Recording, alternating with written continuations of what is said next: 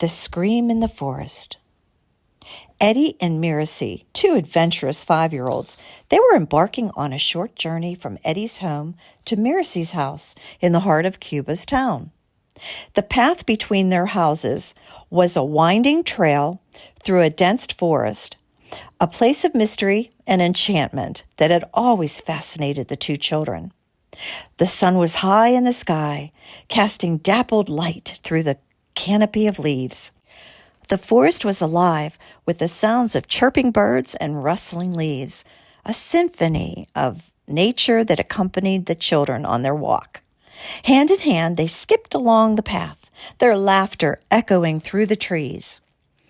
As they reached the halfway point, where the trees grew thicker and the light dimmer, a sudden chilling scream pierced the air. It was a sound unlike any other.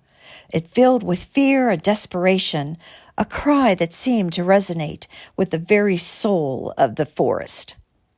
Eddie and Miracy froze in terror, their hearts pounding in their little chests. The scream had come from somewhere ahead, from the direction of Miracy's house.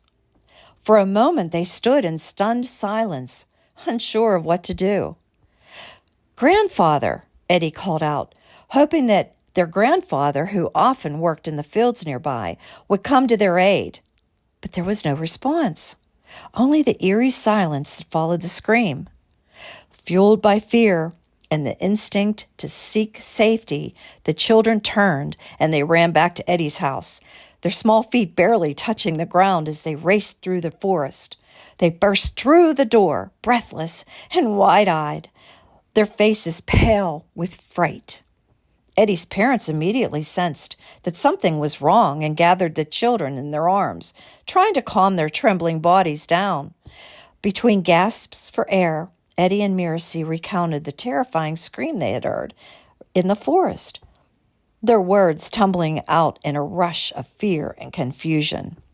The adults exchanged worried glances, knowing that the forest held secrets that were sometimes better left undiscovered. They decided to wait for Eddie's grandfather to return from the fields before taking any action, hoping that he might shed some light on the source of the scream.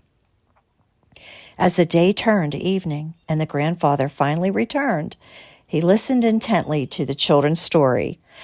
A look of concern crossed his face, but he offered comforting words, assuring them that the forest was full of sounds, some of which could be easily misunderstood by young ears. The mystery of the scream remained unsolved, becoming a topic of the hushed conversations among the adults and a haunting memory for Eddie and Miracy. The forest, once a place of wonder and adventure, now held a shadow of fear for the two children, a reminder of the day when a scream in the dense woods of Cuba's town had sent them fleeing back to the safety of the home.